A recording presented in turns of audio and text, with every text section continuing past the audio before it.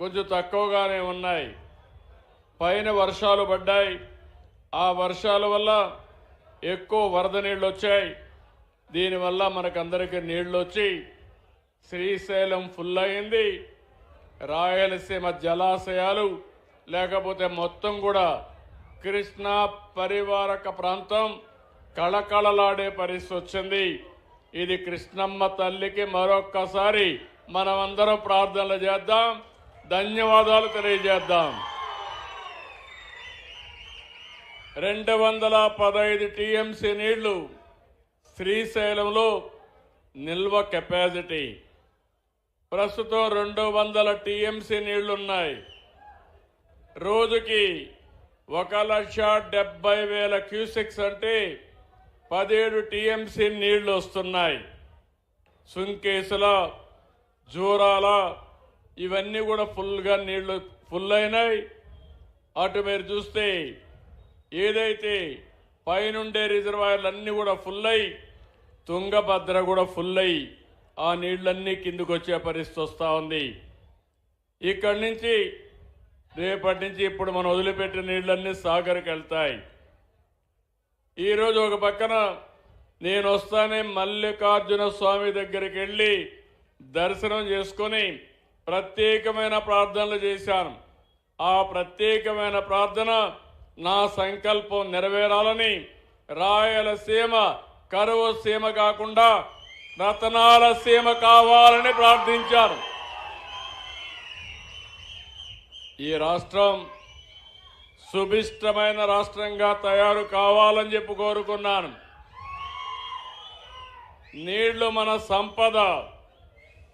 జలాలుంటే సంపద ఆటోమేటిక్గా సృష్టించే శక్తి మీ అందరికీ ఉంది.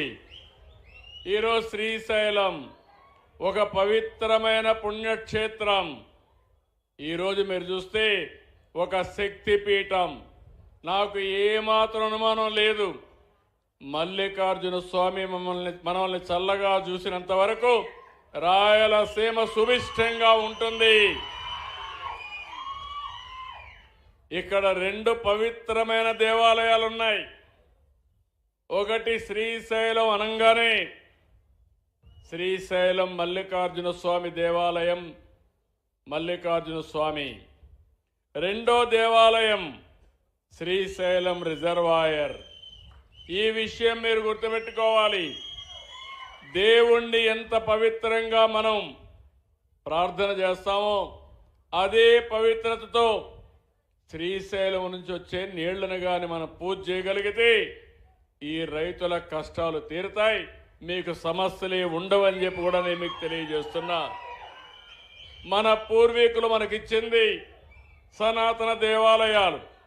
ఇప్పుడు మనం కట్టుకునేది ఆధునిక దేవాలయాలు. ఈ విషయం మీరు గుర్తుపెట్టుకోవాలి.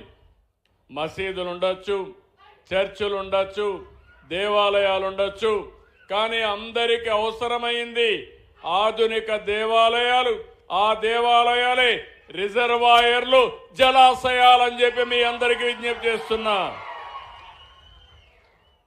మీరు ఒక్కసారి గతాన్ని కూడా గుర్తుపెట్టుకోవాలి. రాయలసీమలో అందరూ ఒకే మాట అన్నారు, రాయలసీమ ఎవ్వరూ కాపాడలేరు, ఇది రాళ్ల సీమగా మారిపోతుందని అందరం కూడా ఆశ వదులుకున్నాం.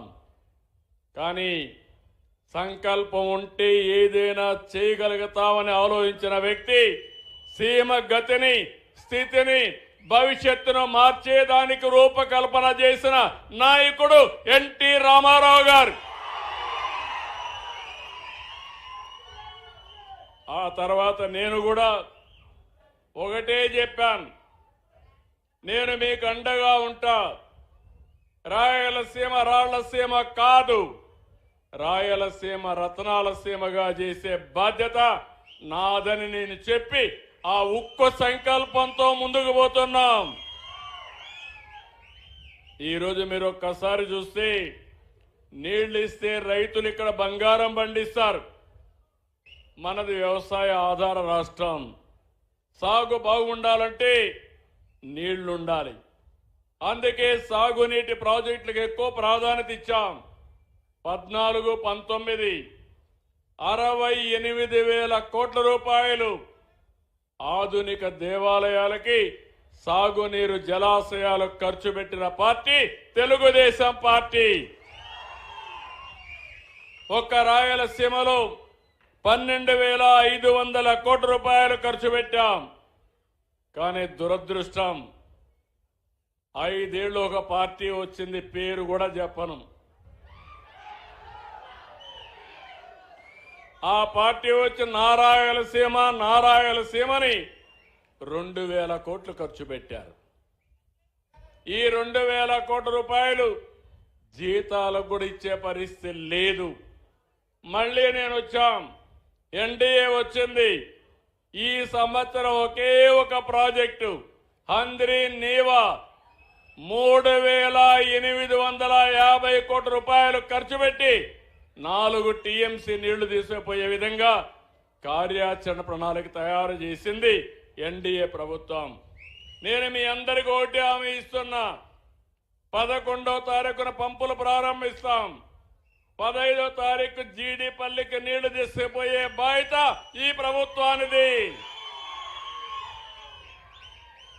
మీరందరూ గుర్తుపెట్టుకోవాలి, సాగునీటి విషయంలో సీమలో పేటెంట్ ఏదైనా ఉందంటే అది ఎన్డీఏది, తెలుగుదేశం పార్టీది.